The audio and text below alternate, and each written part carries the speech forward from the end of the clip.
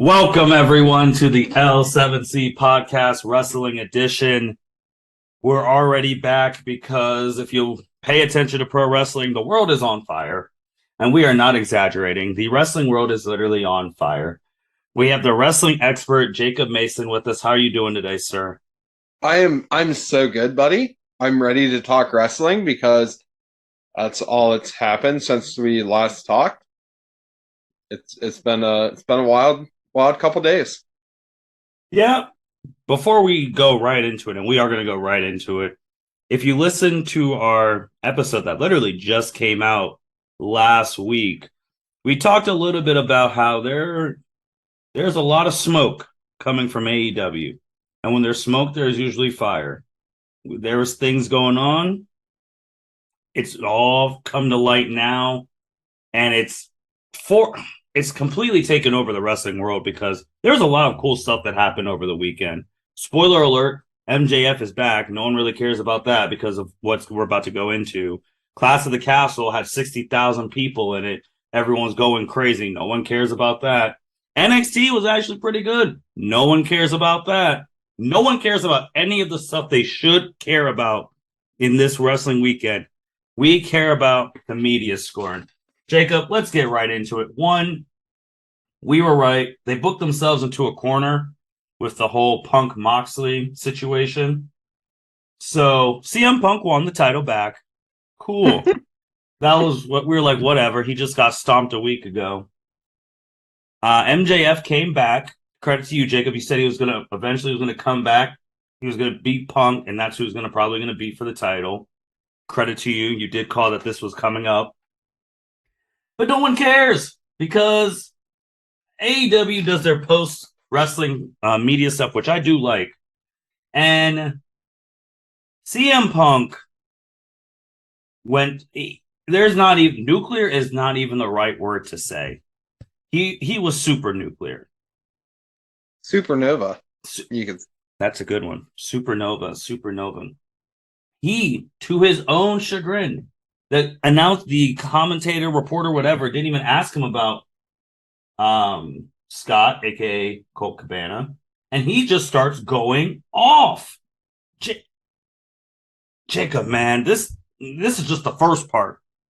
What are you thinking about when he is just going off on Colt? So I was confused at first.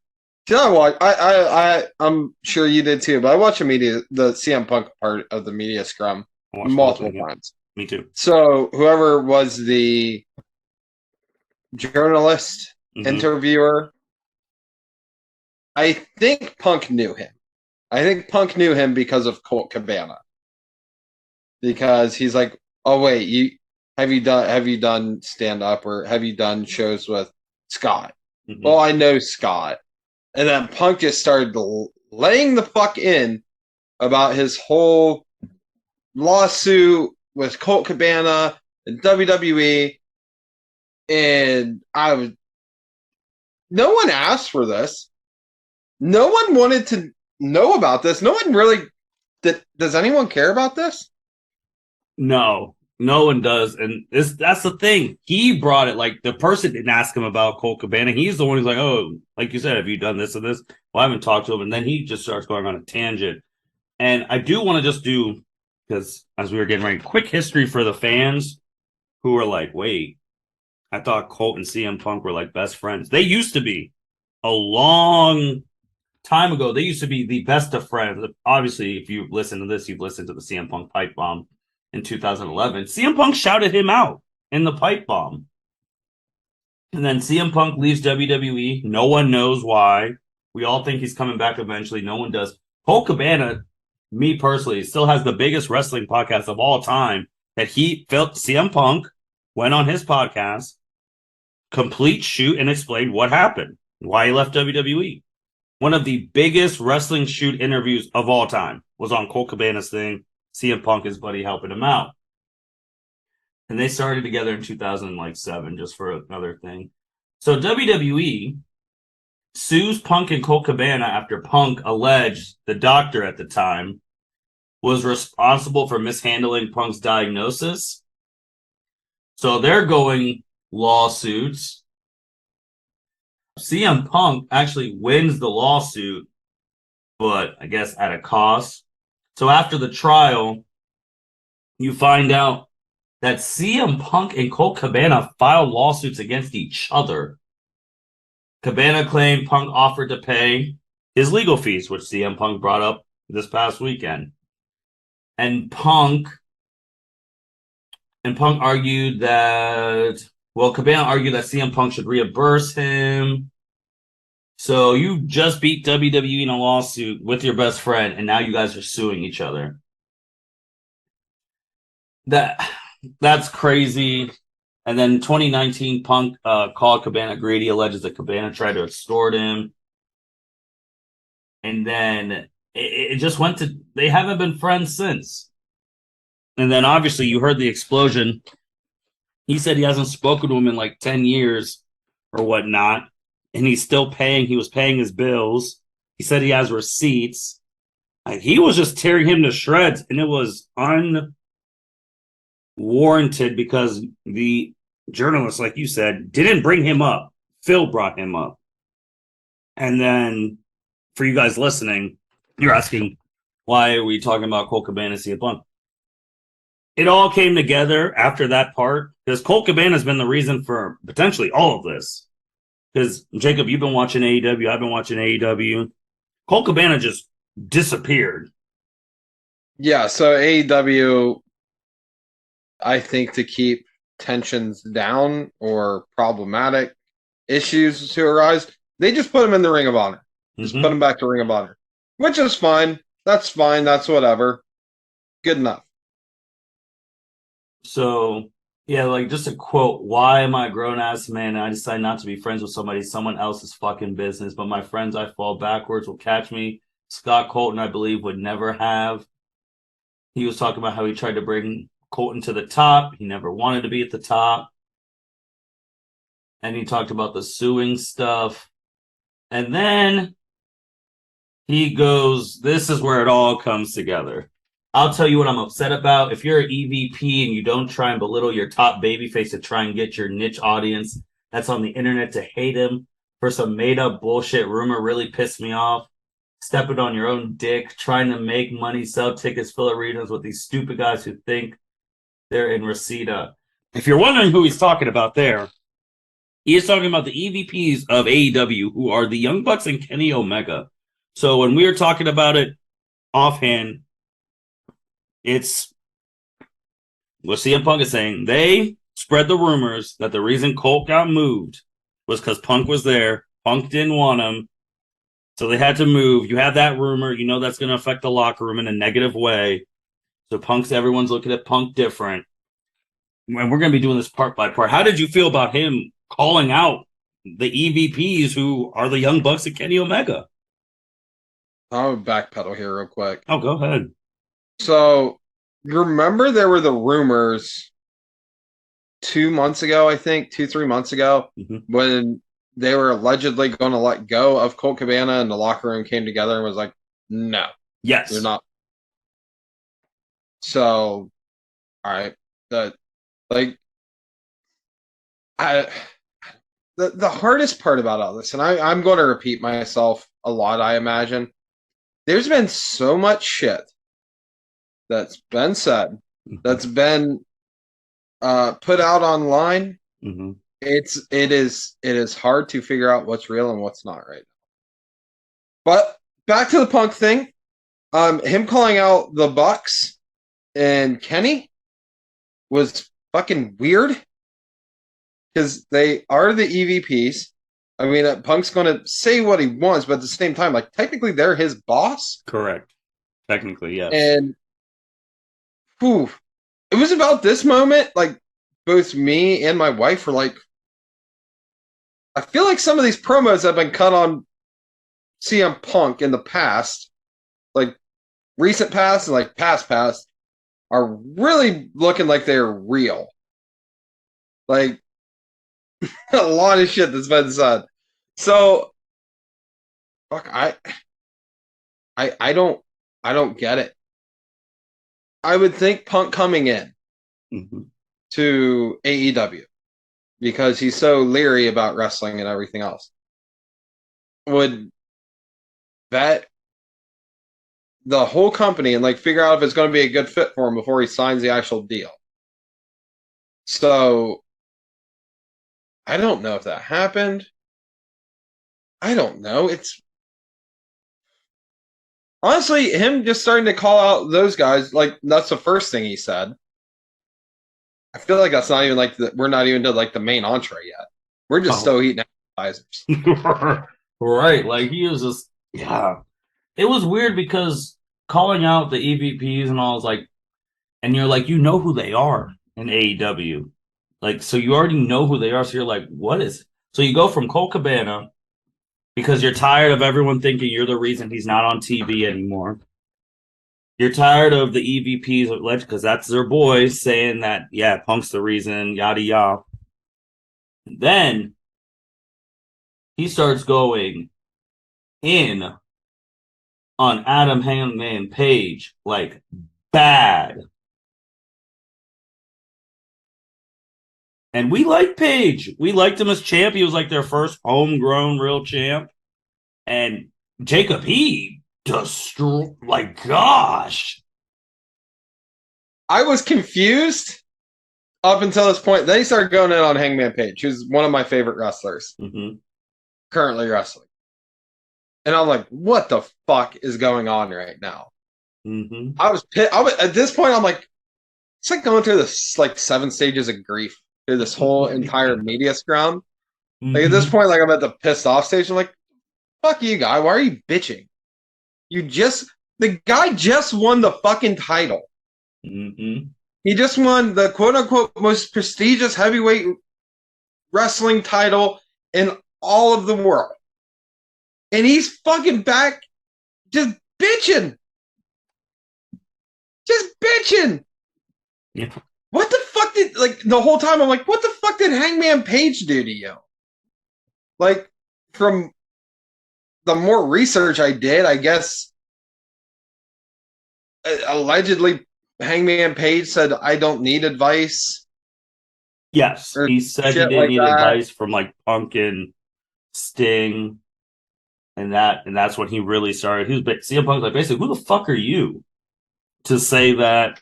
Like, what have you done in this fucking business? And I'm like, oh, okay, all right, this is something else. And then also he talked about Page going into business for himself. People are like, what are you talking about? When in Page, which there was rumors that they had real heat. Like there was real rumors. Now it's confirmed. They do. And it all came from that promo that Page had on Punk before their title match, where Page was talking about the workers' rate.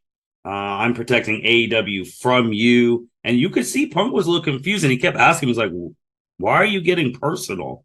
Like, it's not personal, it's just business. And Page was getting personal, bringing, like, so protecting him was probably in regards to Colt. And Punk was confused because he was like, what the hell? This is not what he was supposed to be saying out here. What do you think now, knowing how he went to business for himself from Punk's view? Here's another problem with this whole entire situation. We have a bunch of people, and it's all he said, she said. And it's, once again, really hard to figure out what's real, what's not real. What's a shoot, what's a work. Because, I mean, AEW's kind of been that thing from the beginning. It's been a blur of the lines. You don't know what's real and what's not real. And it's like hell, I kept even saying it like in our group chat. I'm like, I think this is a fucking work. I think this is, because I just figured it was. I'm like, I had the first thought idea. I'm like, there's no way this is real. Like, it sounded real, but I'm like, as Punk. So he's the wild card of dude's going to say whatever he wants to say. He did in WWE. He's going to do it here too. So what's real? What's not real? Dude. I don't know. like I don't know how to feel. I just know I love Hangman Page, and I'm like, dude, fuck you, CM Punk. You're pissing me off about Hangman Page. Like, this is like the fan in me. Well, it makes sense now because now everything's come full circle. Why CM Punk called out Page, knowing he wasn't even on the card. He wasn't even in the building. To get back at him, like, oh, when that's the line where it's like, that's not cowboy shit, that's coward shit. Burying him. Like, dude, he's not even on the card. So now we know where that came from. And he just kept going and going and going. And need I remind everyone, Tony Khan is next to him, who's supposed to be the boss of everyone here. And Tony Khan looked like he was way out of his depth, man, because he should have cut it off after like the EVPs, because that's basically like his right hand men. Yeah, Tony Khan looked like he was drowning out there. Yes. Tony Khan did not know what to do. The dude is in the weeds, just sucking down bottles of water, going, what the fuck? And then he's like, oh, I should never have let it got to me. And then CM Punk's acting like he's Tony's boss. Like, it's okay. We're all learning here. And I'm like, what is happening here? And you can see Tony's like face changing every time Punk is going off. And then they started trying to bring up, which should have been the story of the night, MJF. And then Punk's like, well, yeah, because Tony Khan keeps making me freaking wrestle pricks. And then he goes from that to start going off again and then he says the line, he's like, oh, I'm old, I'm cranky, and I work with fucking children. What are we doing here? Dude, I don't fucking know.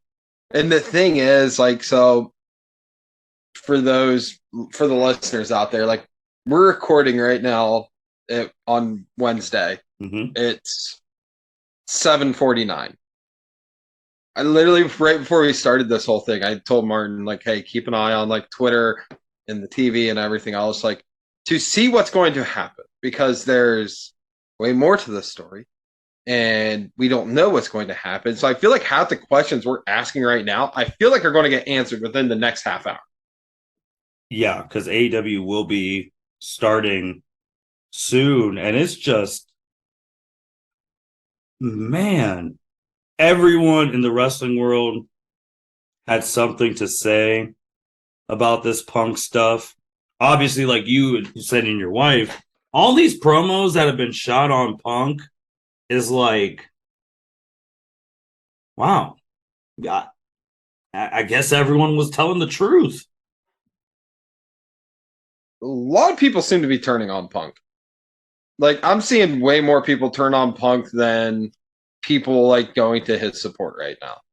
Well, remember, those were the rumors months ago that we talked, like, because they just came out of nowhere. CM Punk has a whole bunch of heat in the back, and we're like, what? And then we realized it involves Colt and Page, and here we are, and him saying what he said about Omega and all of them. Which, you know what? Here's one of the few times, like, I'll say I was obviously wrong on things, because all those rumors popped up, but nothing really got said that much about it. Mm-hmm. Literally until Saturday night. Saturday night, it's like, oh shit! Everything I thought that was wrong turned out to be completely right. So, like, I was wrong on some things. Yeah, because, like, just think about, how do you feel as a talent when you're, for sake of argument, he's being dead serious. Like, this is him. This is Phil Brooks. And he's just killing your roster. And your boss is next to him, just, like, sitting there, like, not stopping him. Like, where the hell does that do with morale? Because before we recorded, too, there was another all-talent meeting right before the show, this time led by Danielson, Moxley, and Jericho. This is their second talent meeting in the 2 weeks we've recorded. Yeah. Which, I mean, I don't look at that like a talent meeting as like a big deal, considering it's All Out. It's your biggest pay-per-view of the year. So, like, that I feel like I'd be standard practice, right? I would assume, but it's just, I guess the timing's just bad. Because obviously, when the other rumors came out, that's when Kenny and them had their meeting. Mm-hmm. So it's just like you're doing that again, and it's like, what are we doing here? Yeah, so like, and Tony Khan, back to that guy. I feel like Tony Khan was kind of torn because you have CM Punk, who's the biggest, you know, would you say he's the biggest draw or second biggest draw in wrestling? Period. All of wrestling right now.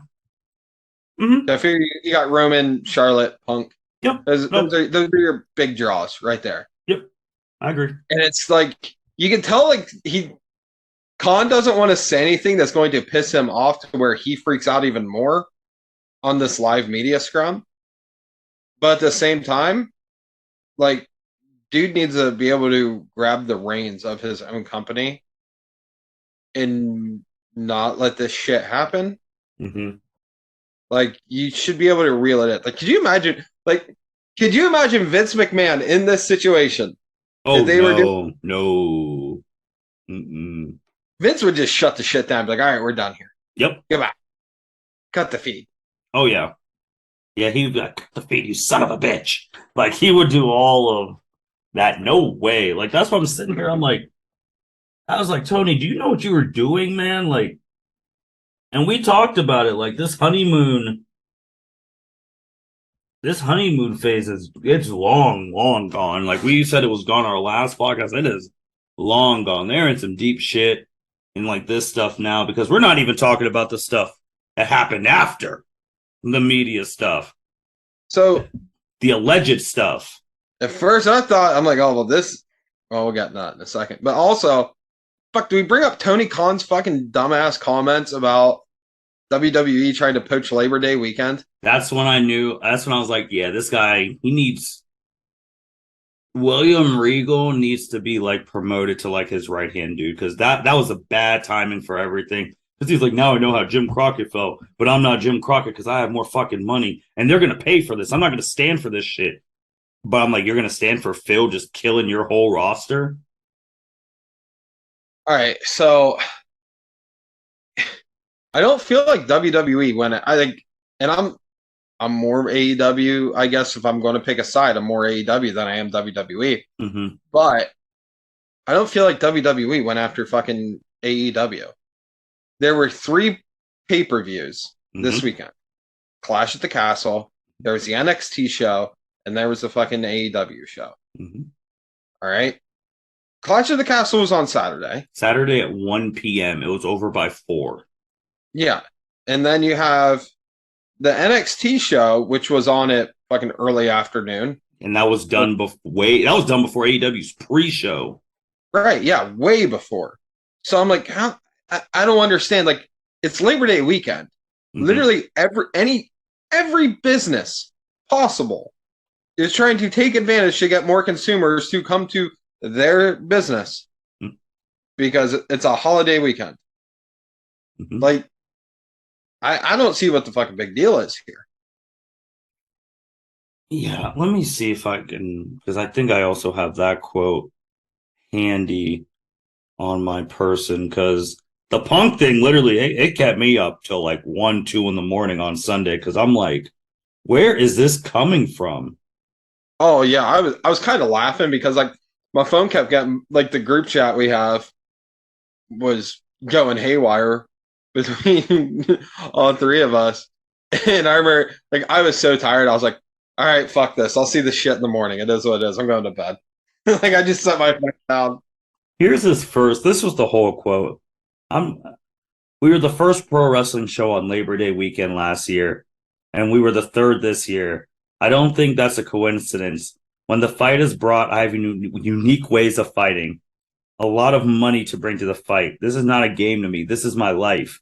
I don't think it's a joke. I take it very seriously. When I'm comparing myself to Jim Crockett Promotions this weekend, I got a taste of the same medicine Jim Crockett Promotions took, but I have a lot more fucking money, and I'm serious. I'm not going to sit back and take this fucking shit. Tony Khan on WWE counter programming, allegedly.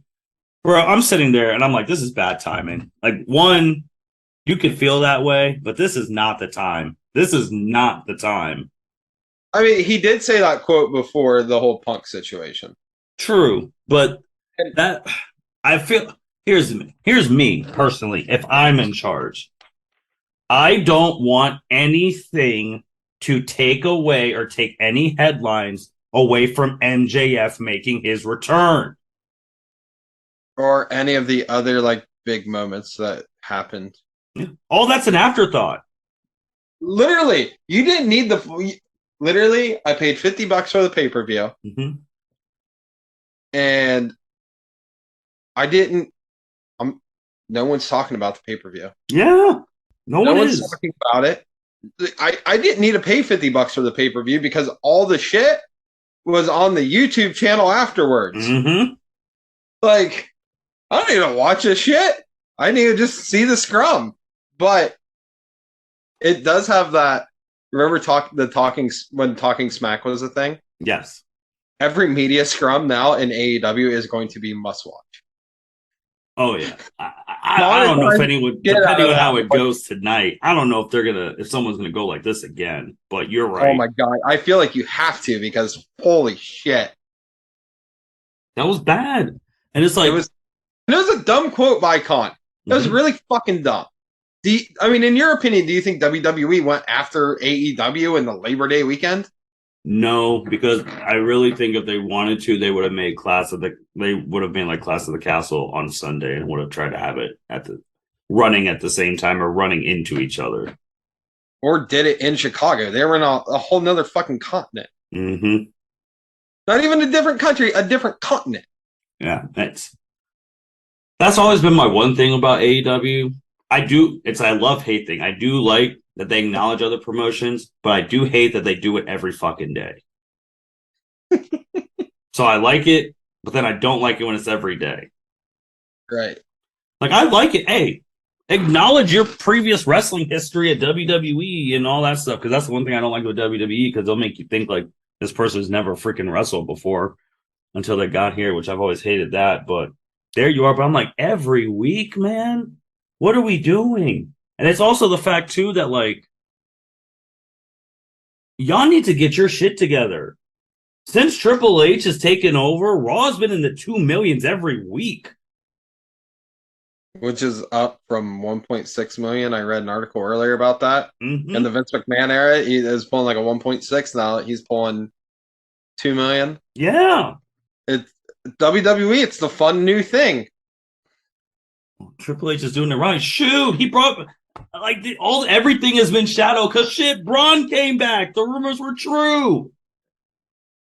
Fucking can't say I seen that one coming. Didn't expect that one. Hey, if it's anyone who could get Bray back out, it would be Braun. Yeah, and that me and my wife were talking about this. We were talking about Bray over the weekend. I was like, I can't believe I'm going to say the words, but I feel like Bray needs to go back to WWE. Bray doesn't need to go to AEW. He needs to go to WWE. I don't think anyone can go. I don't think anyone can go to AEW at this point in time until this stuff is set on, as they are literally shooting off the fireworks as we speak. But Jacob, let's get into this. So me personally, I thought the CM Punk stuff 100% real. Shoot. The thing that I will not say was a shoot or not until I see like legit police reports is the shit that happened after. Like Young Bucks kicking Punk's door and there being a fist fight and all this stuff. And before we even get to that, did you see the other things that during the match with Moxley, Punk is allegedly hurt again? Yeah. Yeah. That's the story. He might have to relinquish the title tonight again. I don't think he's going to have the title by the end of the night tonight. I think he's going to be stripped.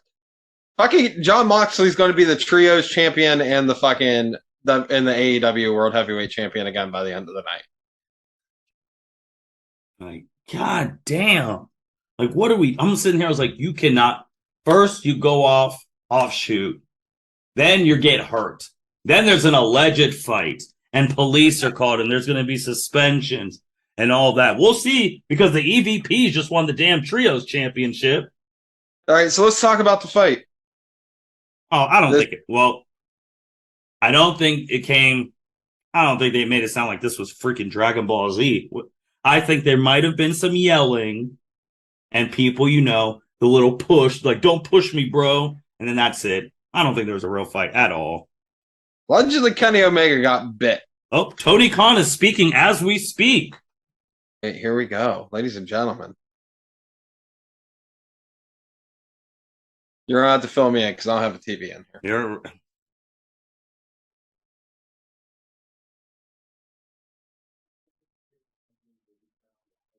New World Trios champions will be crowned tonight. Death Triangle versus Best Friends in Orange Cassidy. They got stripped. All right.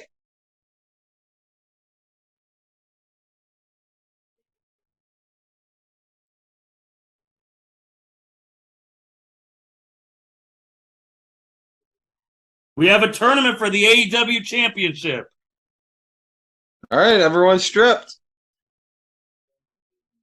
Why? Oh, see, now I'm mad. So this tournament right now has Hangman Page versus Bryan Danielson, Sammy versus Darby. Then Jericho and Moxley have buys. Wow.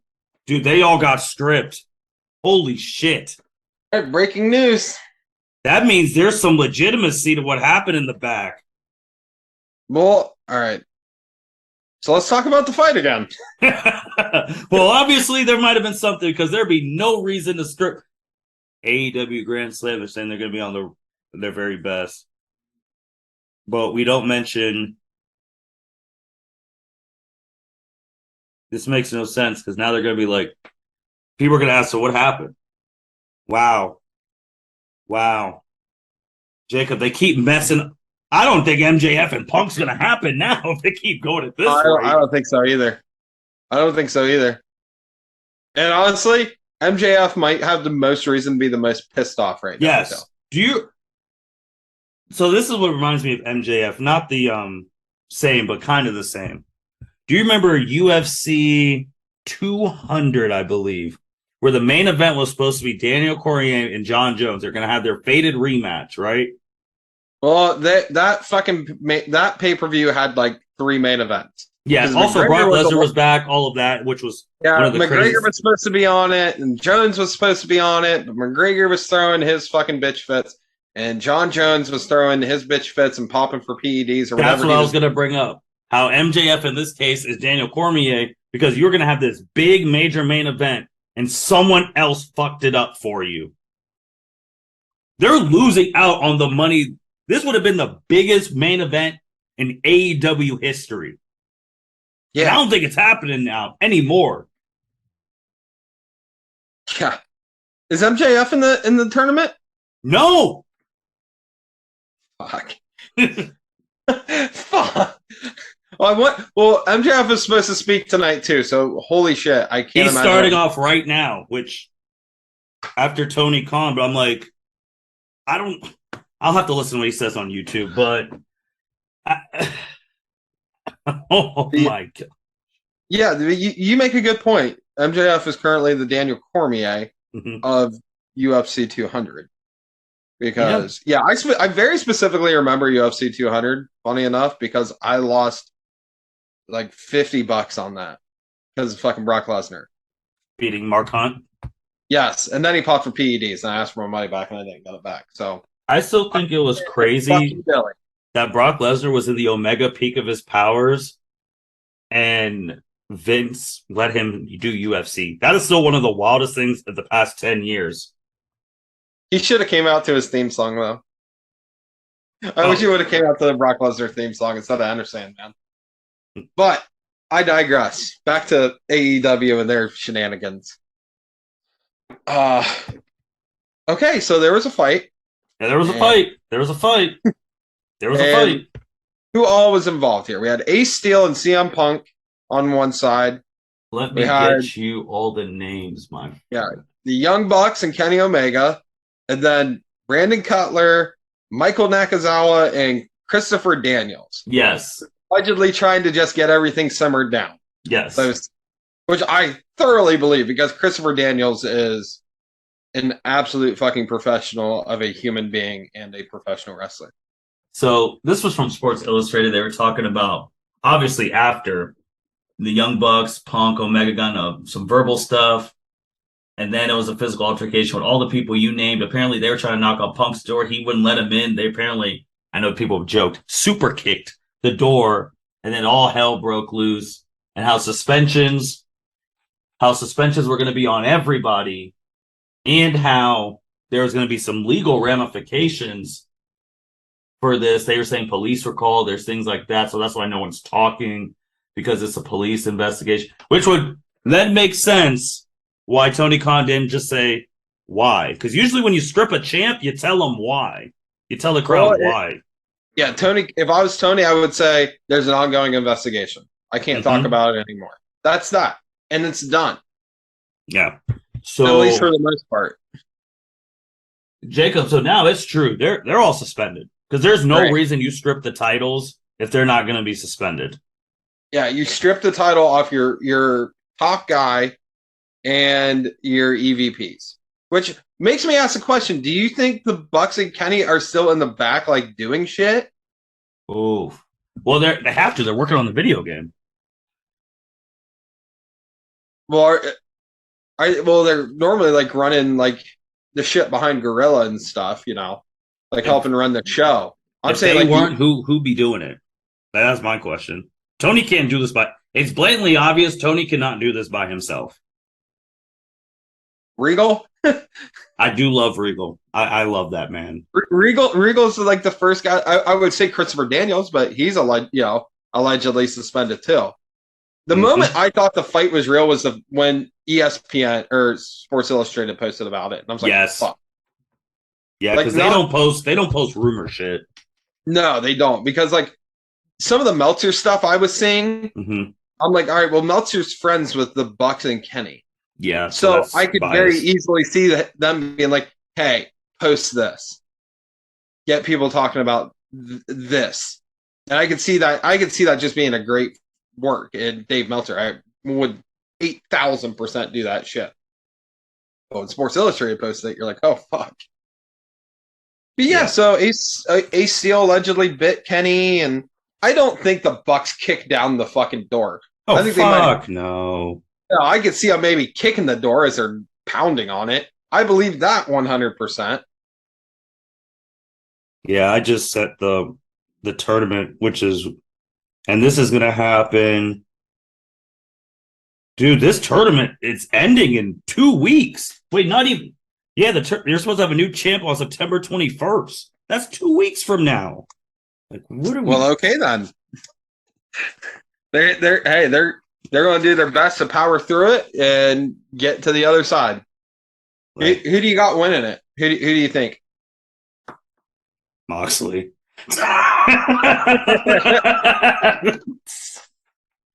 I could see Daniel Bryan winning it. I could definitely see Daniel Bryan winning it. I think it'd be fucking amazing though if Hangman Page won it. I would fucking love it. I would love it possibly more than anything else though. Just as a fan and just because of all the Punk bullshit, I think it'd be fucking hilarious to see Hangman Page win it after all that bullshit. Man, it's and we have John Moxley approaching MJF. It's unfortunate because this ain't the same. This should have been Punk approaching MJF. Yeah. I really want to say. I can't wait to see that shit. I'm gonna be honest. Like all the build up, all the stuff, like the pictures, all that. I really believe that Punk versus MJF would have been 1A, 1B of Punk's biggest matches in his life. Obviously, Money in the Bank in 2011, and then this. Yeah, you're right. There's no way. The only way you screw this up is what Punk did. There is no other way you screw it up. Right. What the hell do you do, man? Because it's funny how a year ago Punk's like, oh, I want to work with all this young talent. And then he's like, oh, now I'm all cranky and I work with fucking children. Jacob, what the hell do you do now, man? Like, how do you write this shit? Because obviously, just another thing, Malachi Black, a.k.a. Alistair, yada yada, conditional release, mental health, taking care of himself. But you're going to have people in the roster like We talked about this last week, dude. Paul's over there and everyone's having a blast again. Like people are looking strong. Hell, all your favorites are looking strong as hell now. Kevin Owens, like Oh yeah, yeah. I mean, I think you said the best thing. It's it's like when you have your what was it like the basketball analogy you made? oh, when you have your star player, it could be in any sport, basketball, hockey, football, whatever sport. When you have your star player and he or she is very problematic, but they bring in so much money and they are clearly by far your biggest draw and the reason you're winning. How much do you sacrifice for the rest of the team to keep this person? Right. But whew, so I haven't fully listened to it, but basically, Jacob John Moxley just basically had a Captain America speech calling the action like, "Hey, we need to separate. Like, hey, we got to get it together, man, because we're in shambles." And MJF came out and said, "To great my hero and the greatest wrestler of all time, Triple H, maybe I just take this title and I go to a real company and go join my boy Cody Rhodes." And I'm like, "Oh, here we go again." Wait, he actually dropped Cody. Cody and Trips. Which Jacob, here's the thing. I felt like all this started burning, like coming to the forefront when Cody left. Like, because we were still wondering, like, why the hell would Cody leave? Like a company that it doesn't start really without him. You think he saw this shit coming? It's hard to say you wouldn't see this coming, I guess. And if anyone's going to see it, it's going to be Cody. And Cody's like, fuck this. I got to just make my money in WWE. Like, because that was the reason we were just, because when Cody left, we were like, holy shit, like, what happened for Cody to leave? And we heard backstage politics, and like, now you could be like, Cody knew something. Because there'd be really no reason for him to leave a company he helped build. But he was like, you know what? I got to go. And you had everyone is retweeting the CM Punk quote that he had when Sasha and Naomi walked out, telling everyone, like, you got to stand together. You're stronger together as a group, yada, yada. Rusev, a.k.a. Mirio, just did a laugh emoji underneath. Everyone's tearing that tweet to shreds now. Yeah. Kind of funny how that worked out. It's funny how all these things worked out. Obviously, the promos that were 10 plus years ago where Cena was feuding with Punk, where Triple H was feuding with Punk, saying, Punk doesn't want change. The only change Punk wants when he's at the top. And I'm like, oh, this is because literally Punk's been in there for a year. He's had 2 of these world title reigns and they've lasted 6 days. Yeah. That's bad, man. Oh, Punk is at the top. He was at the top. Mm-hmm. He just couldn't keep his mouth shut. Like you were literally about to. Oh, it's so frustrating, man, because I really don't think MJF Punk's ever have, unless they make amends. But also, you had Kevin Owens posted a picture of him and Stone Cold, where people wonder why that makes sense. Is because one of Punk's biggest bitching things about WWE was that he never got to main event a WrestleMania. And Jacob, I really like what you said. We're not even going to talk about WWE or any of these matches, but the thing you said about Drew is the same thing I felt about Punk now that hearing your quote. Right person, wrong time. Yeah. Punk was hot when The Rock came back. When Lesnar came. Right person, wrong time, man. Like if those 2 people don't come back, you're main eventing like 3 straight WrestleManias in a row. Right. But that's a great L7C term by Jacob. Right person, just the wrong time. Like, fuck, I'm trying to think. Punk had another quote that was, oh yeah, Punk's quote that he said also about like, if someone's got an effing problem with me, just come and talk to me. Mm-hmm. Like he said that, I'm like, dude, but why don't you just go back and say something? Mm-hmm. Unless he's like, you know what, screw it, I'm done anyway. Scorch earth this. It's good that it's really showing how mature Moxley is because Moxley's now the quote unquote leader of AEW. He's been the heart and soul of it now since being there. But Jacob, if Tony Khan called independent, he called the L7C, and he wants us to fix this situation, How are we attacking this? Woo! And this is how we're going to end it. How will the L7C help Tony Khan get all this back on track? I mean, I think he's got the right idea to, hey, we're having a trios match tonight for the new trios championship, and we're having a tournament for the AEW championship. That that's kind of what I would do. I would try and get your new champions in there and figure it out from there. Just you got to fill those voids right now. And whoever you're making the AEW champion, they have to be they don't have to, it's not that they have to be a leader, they have to be an absolute 100% locker room leader. You need, this is like where you need a taker. Yes. This situation doesn't happen if you have a taker. Yeah, you need an undertaker. Because you got to keep up the morale in the back. Morale in the back is allegedly just fucked. I mean, Thunder Rosa allegedly is putting out asking for her release. The girl who was just champion, the girl who beat Britt Baker, and now we're talking. And allegedly. And then Brian Alvarez says she didn't, but someone says she did, and people are saying she did, she didn't, whatever. The fact that it's allegedly coming out, that means there were some talks, right? And apparently her heat was real. Like, what the fuck's happening? I don't know. I feel like I said, Taker was the quote unquote judge of the WWE locker room. So I feel like a lot of beef got squashed right in the locker room, and however it got settled, that's how it was. So fuck. I mean, I feel like you have to have Brian or you have to have Jericho win it. The more I'm thinking about it, you have to have one of those two win it, or even Moxley. But I don't want to see Moxley win the title again right now. But I would understand if he won right now.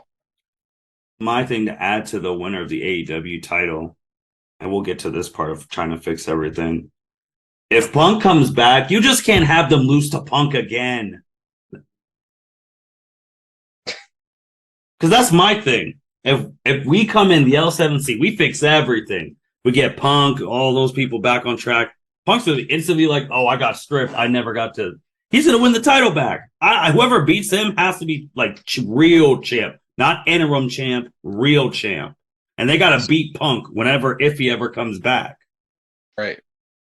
Because that's what they did with Moxley. I thought Moxley should have won. Because I was like, how do you squash someone and then you lose the next week? I thought the same thing. Like when Punk won, I was like, fucking why? The MJF thing, like you said, made the most sense. That sells more. That does sell more. That sets up your great storyline. Unfortunately, things happened. Because as a fan, I'm still waiting. Like, that was going to be the moment MJF ascends. He finally wins that title. He finally does it. And that was going to be the biggest moment in AEW history, besides CM Punk coming back, in my opinion. Yeah, that one would be big. I mean, yeah, I feel like that would be bigger than even I don't know. Hangman, when he beat the title off Kenny, was a big, because Kenny was like champ for like 380 some days or something like that. And that was a a long-term storyline even before AEW became a real thing. I don't know. Someone in a locker room's really got to step up. Fucking, I know we've brought up his name more than a couple times tonight, but I'm truly thankful William Regal is there right now. Yes.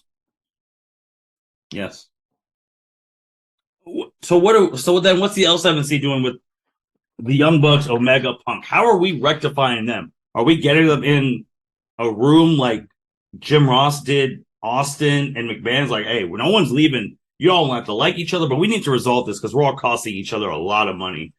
Are we doing that? Or like, how are we resolving that? Because we know Punk's a bitter guy. He ain't letting this shit go, no matter what happens. I'm letting Punk go. Releasing them.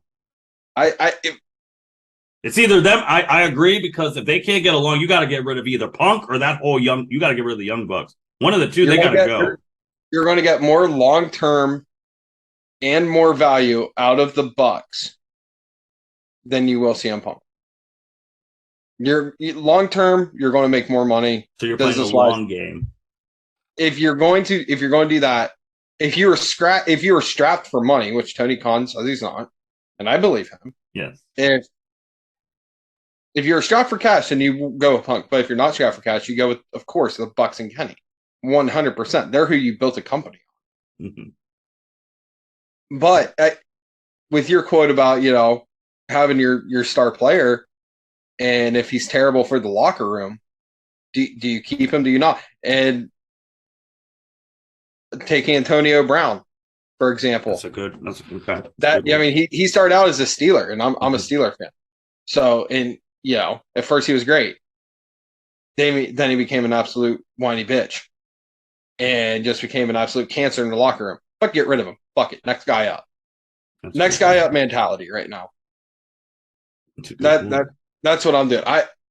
I'm not gonna. You're not going to be able to reel in Punk to. I'm not saying for him to do exactly what you want, but at that point, are you able to trust Punk enough to keep up appearances? Yeah. Me personally, the more and more I'm thinking about it, I would get rid of Punk. Fragile mind, fragile body, fragile ego. Shout out to John Moxley's. Shout out to John fucking Moxley. That was best quote of the fucking weekend, hands down. Like, I'm leaning your way. I'm just trying to think if there's any way I could salvage any of this. I'm doing it, because Punk MJF is just too much money to be left on the table. Like, I'm thinking about it. That's true, because MJF said, maybe I should go work with another con who actually has some knowledge. Maybe I should go work for Nick. And I was like, Jesus, MJF. Like, I just can't leave that money off the table, man, because everyone on the promotion is going to get a huge payday from it.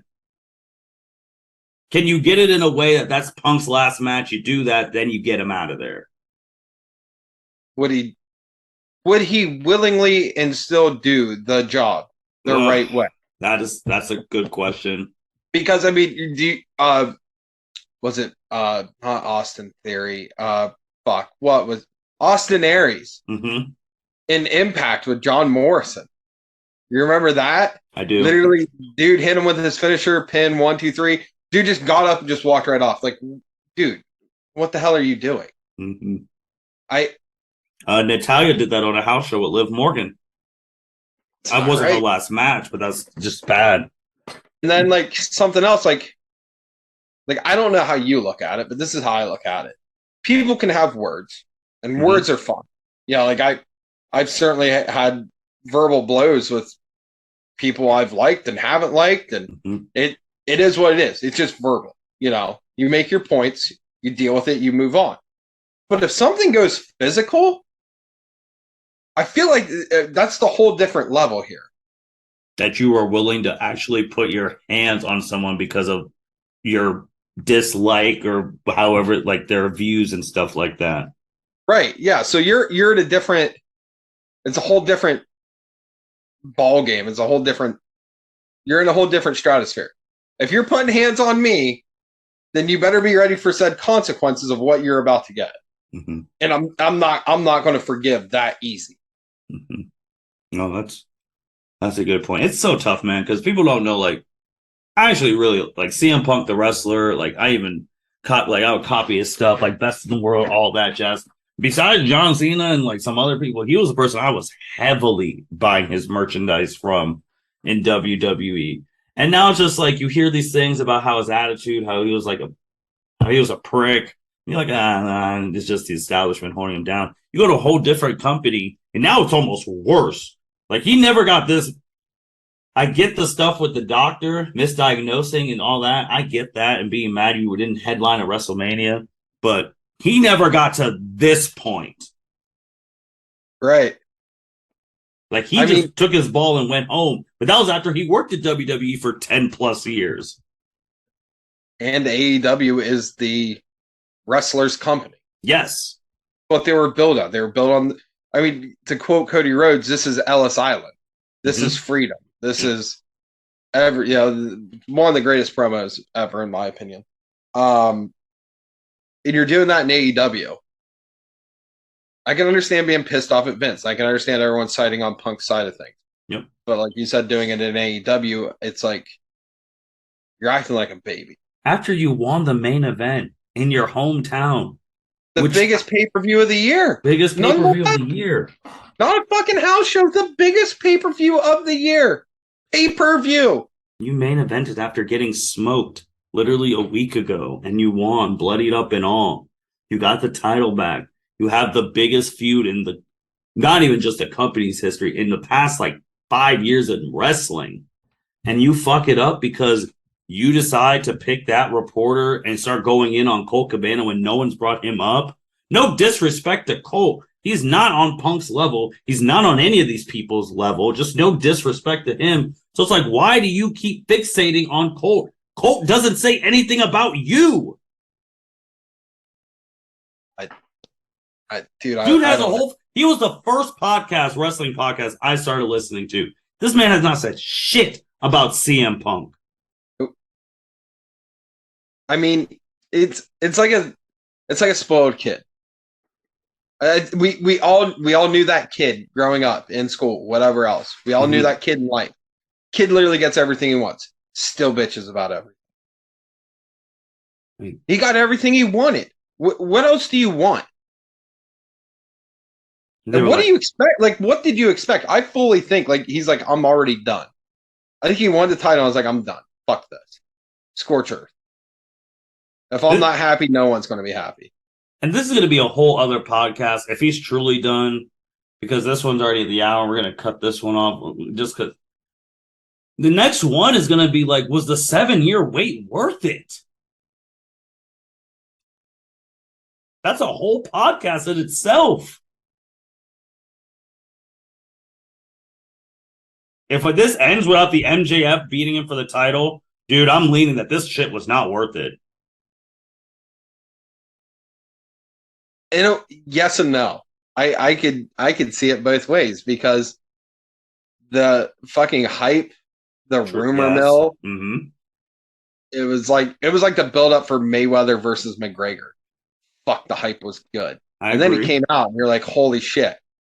But in the end, and we're still not even technically at the end yet. Yeah, we're not the end. They could come back eventually. Like, he could just be suspended. He comes back. He challenges whoever wins this title. Yada, yada. Same thing he did last time. But I'm saying if this is the end, if he doesn't get the MJF fight, if you came in and like that initial hype, like you said, and you just sent the roster to hell, then it's like, it's a real discussion. Like, I'm not saying it's one way complete, one way the other. It's a real discussion. I still feel like it. I feel like it'd be worth it because it answers more questions for the fans. You know, I feel like a lot of guys in WWE feel validated. They do. I've seen some reports. They do. And, you know, it was a run. It was a fun run. It was a bottle rocket. It was a fucking bottle rocket. Like, flew up in the air, looked cool as shit, did a whistle, did a flip, poof, done. Ashes. Man. Jacob, man. That's a whole, like you said, that's a whole podcast. Yeah, and I feel like that's almost like a big podcast. Yeah. If Punk is 100% out. If we see we've come to terms with Phil Brooks on his release, that's almost emergency. That is emergency pod mode. Oh, 100%. 100%. We would have to get a podcast within 24 hours. Yeah. So. But yeah, other than that, the pay-per-views were great this weekend. Yes, they were. Seth Rollins tweeted it out. He's like, don't take this shit for granted. He named all these great matches. Another one. He shout out to the Acclaim. He named them too. He's like, don't take this shit for granted. This weekend was really good in wrestling, but it's all been overshadowed. Yeah, and it sucks. I mean, Tony Storm won the fucking title, for God's sakes. Which I did not think she was going to win. I will not lie. Neither did I. But at the same time, like, Tony Storm won the title. Like, shit. Okay. No one cares. Absolutely fucking no one gives a shit. Sheamus got one of the best standing ovations ever. No one cares. Possibly match of the weekend. Probably, yes. They were going at it. Drew, you made that man look strong as shit. And you had the one interference no one thought, the baby Uso. Again, of course, I like Drew, so I wanted him to win. I knew he wasn't going to win. But that was perfect booking. Oh, phenomenal booking. This is exactly how I would have booked it. Yeah, so, and now you have that little tension. Strong. Yeah, everyone wins. Yeah. Then you're going to have that little tension with this new Uso taking up Sammy's spot. Then you can have Sammy defect. He joins Kevin, and they take out the Usos for the titles. There you go. It's perfect, but it's all been shadowed because Phil Brooks wanted to truly go into business for himself, and he's like, when you defend yourself, you blah blah blah. I'm like, Jericho had a tweet too. He was like, it was a while ago. He's like, we have to handle stuff in the back, like you said. There's no judge. All this would have been squashed if they had a locker room leader, and that's a whole other thing. Who could we make a judge in this locker room? Like, because whatever leadership they have right now is not working. And like, I'm over here, like I said earlier, like I'm not condoning people like throwing fists legitimately in the back. But Undertaker would absolutely whip the shit out of anyone right now for this shit. 100%, as soon as Phil came out of the scrum, Taker would absolutely be fucking grabbing him by the throat and going, what the fuck, dude? Because remember, man, anytime, and people forget, he's not kind of the same. But when Michaels WrestleMania 14 was going to Austin's Ascension, Taker pulled him in the back. He's like, "Don't fuck this up for us as the company," because Michaels was getting ready to get the fuck out too. Right. He was literally out. Like, he was leaving, lost his smile, came back 7 years, yada, yada. Greatest performer, yada, yada. But he was out. He was disgruntled. And Taker's like, hey, this is going to be your last match. Do not fuck this up for us. Well, he said he's going to beat his ass. Yeah. So, I don't know. It's going to be crazy because, like, we're going to have a lot to talk about over the next 3 weeks. And it's all going to be about the same subject. And this was supposed to be our quiet time. You know what? The wrestling gods are smiling upon us. Yeah. As soon as we get off here, that's when they're going to send the tweet that Punk's released. Yeah. If I would, like I said earlier, if I was Tony, I'm saying there's an ongoing investigation. I can't discuss it. Yeah. Boom. Yeah. Done. There's your workaround. Legit or not. Shoot or not. Someone had this tweet, which I just said on the podcast. I literally just said this. When the history books are written in 2022, every book should begin with this line. It all started when Cody Rhodes jumped ship to WWE. Yeah. Sure did. All right, man. Fantastic wrestling pod. Thank you, everyone, for listening to the L7C podcast on our full, complete breakdown of the Punk situation. We did not leave no stones unturned, gave you the history of him and Colt, why it led to all this. Now you know. You fully know. You don't got to read anything else. You don't got to listen to anything else because this is an hour of complete what do you do? You already heard what we might be talking about. If Punk gets released and they don't rectify this, we are going to come with the pod 2 that's going to be just as crazy. Was the year worth it? And we're going to be talking both sides of that. And whoever wins this trios championship, whoever wins the AEW championship.